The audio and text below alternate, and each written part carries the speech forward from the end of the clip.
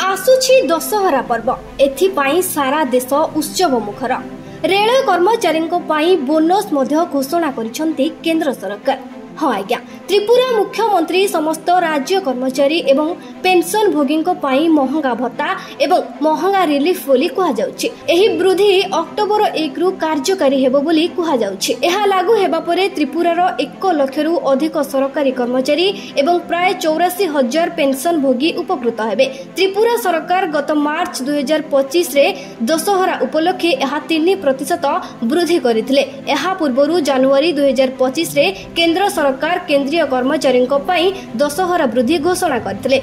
तेबे मुख्यमंत्री कहिसंती आमर सरकार लोकंक सरकार 2018 रे क्षमता को आसीबा परे आमे दरमा एवं पेंशन समीक्षा करिबा पई एही पैनल गठन करथिलु।